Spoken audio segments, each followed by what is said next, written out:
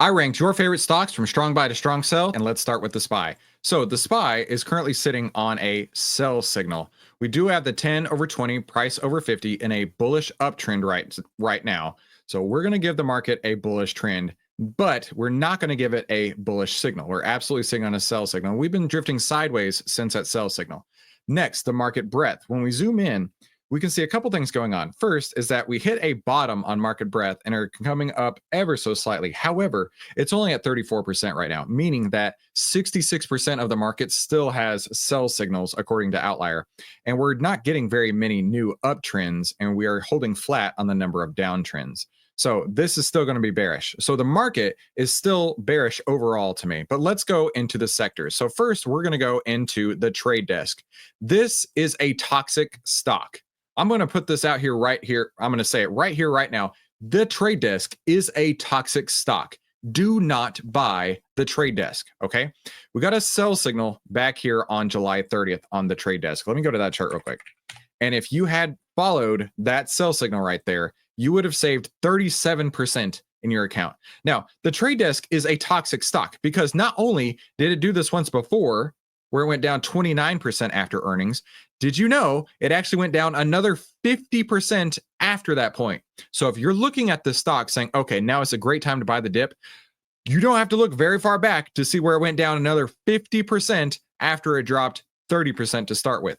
Are we doing that again? Maybe, just maybe. However, this is in the tech sector. The tech sector has bearish breadth, is not getting new uptrends, and the average fear and greed score in the tech sector is heading straight towards fear. So the sector is not going to help you out at all in this stock. Now, the trend of the stock as of today got absolutely monkey hammered. The signal is a sell signal, like I said here.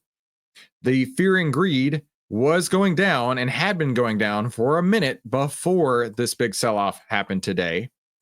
And so that's going to be red. That's going to be red. My bad. Red. Fear and greed is going to be red. Now, are there any outlier blocks on top of the trade desk? No, I'll give you that. I'll give you that much. It has one green thing for it. The trade desk is a strong sell all day, every day. Do not touch the trade desk stock. Let's go to the next one. Apple. Apple's been on a bit of a run lately. In fact, I've been talking about this week how it was bouncing between bearish order block and bullish order blocks. In fact, this bullish order block down here has proven to be a huge amount of support. And now it just pulled through here, right? So this is actually a really good setup to start off the bat. But this is also in the tech sector, so this will not be changing right here. Now let's go look at the stock itself. The trend just turned bullish, 10 over 20, price over 50. Let's go to the Apple chart right here. 10 over 20, price over 50. Now we can see the signal. It shows a buy signal that just came through. And the fear and greed is getting more greedy, right? It was heading towards fear in this area of sideways movement, but now it's heading right back up towards greed. So that's great. And any outlier blocks on top of Apple? There is, but we've got room. It's up at 244. So it's got plenty of room to run. So Apple actually falls into weak buy category for me. This is the difference between a stock that has potential, that has moves, has momentum working for it, although not in the sector and not in the market, but the stock itself does have some legs. Whereas the trade desk, that shit toxic. Stay the hell away from the trade desk. Now, my name is Christopher Hewell. I've twice been awarded top 100 people in finance. I was mentored by 5 of the market wizards, the best traders of all time. I've been successfully trading since 2009, and this is where outliers like us save time, make money, and start winning with less risk together as a team. So go ahead and subscribe if you haven't already. Back to this, and let's take a look at the next one with this ad out of my way. The Rocket Lab. Rocket Lab. Let's see where that Rocket Lab is going here.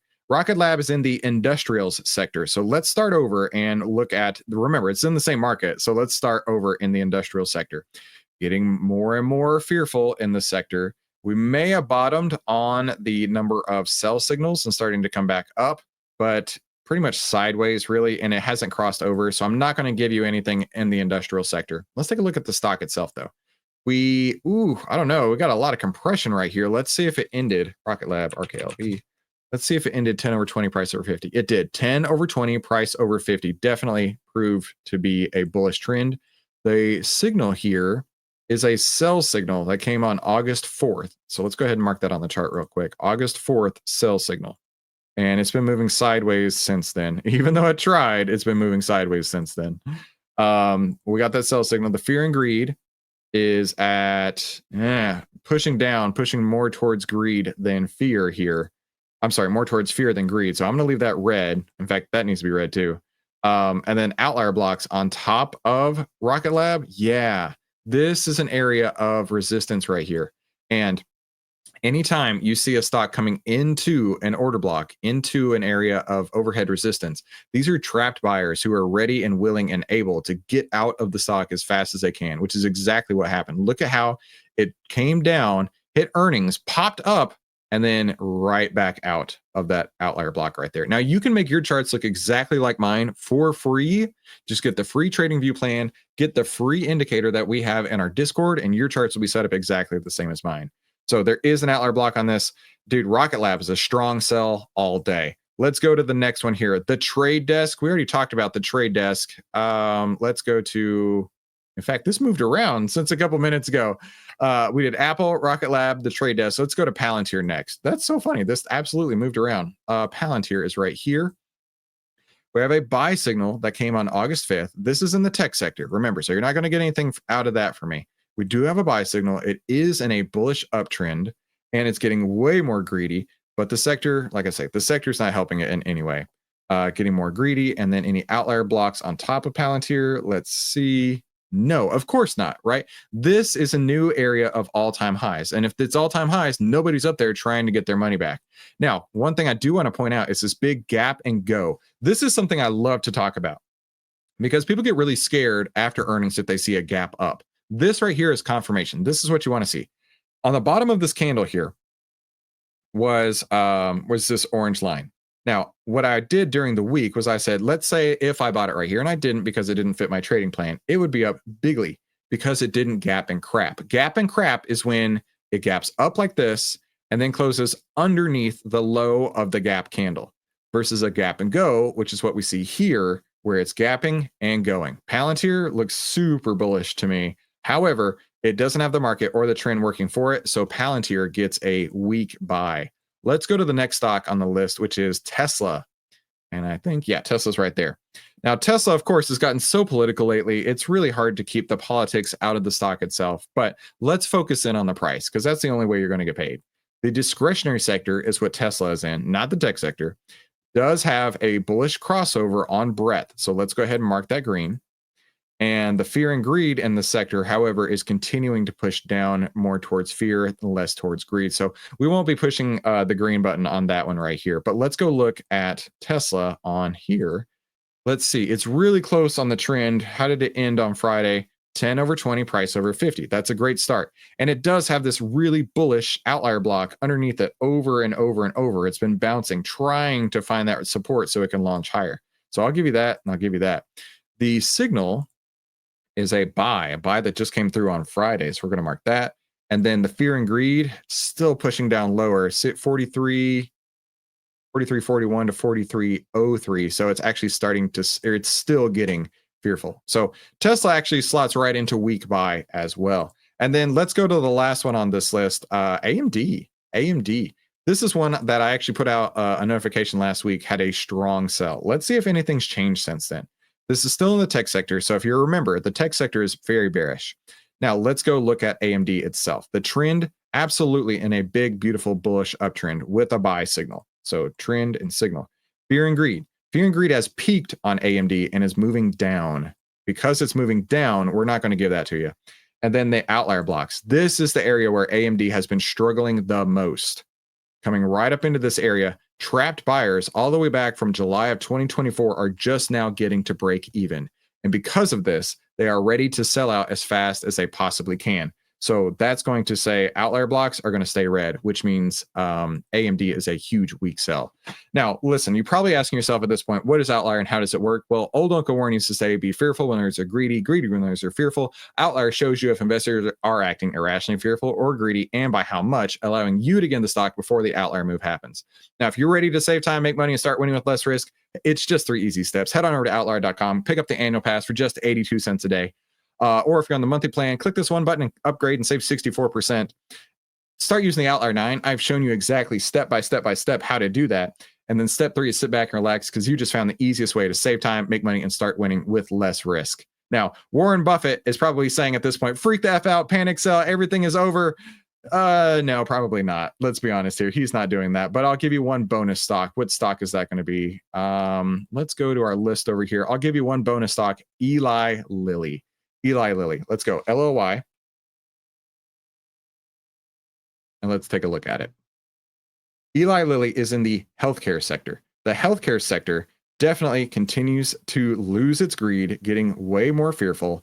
It is pushing down in the number of stocks with uptrends and on breadth. So this sector looks bad. Most sectors look bad right now. If you are struggling with your trades, it's not just you. The market is not conducive to a lot of trades right now. So what the heck happened with Eli Lilly? It has been absolutely dominated. And we did get that sell signal before this huge sell-off here. In fact, let's go to Eli Lilly. LLY. Oh, man. Earnings were not good to Eli Lilly. This is a perfect example as to why Chris will not trade into earnings, right? How far was that down? Good gravy. 15% on the first day, and then all the way down around 16% or so. Let's add in where that sell signal came.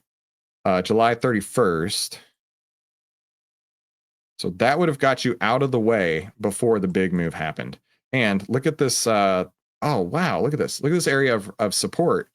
This area has proven to be support 1, 2, 3, almost 4, 5, 6, 7, 8, 9, 10, 11, and finally, after 11 bounces at support, it broke through.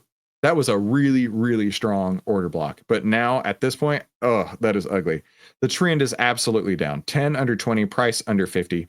The signal is a sell signal. So let's keep those red. I don't know what I'm doing. Fear and greed. We can see right here getting way more fearful very, very quickly.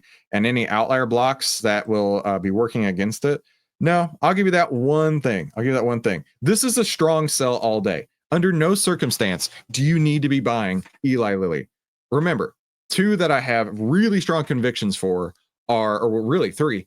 Number one was the trade desk. Stay away from the trade desk. That stock is toxic. Number two, Eli Lilly is a strong sell. Don't try and buy the dip on these because you don't know just how far that dip is going to go before it comes back up. Don't think about this as you're getting a sale on assets, things that you want to increase in value. You want them to be going up. Buy stocks as they're crashing up, not as they're crashing down, because you don't know just how far down they can go. And number three is AMD. While it is in a big, beautiful uptrend, I can see a lot of overhead resistance here, and I don't want you to have to fight that resistance. But I do want you to save time, make money, and start winning with less risk by clicking one of these two videos.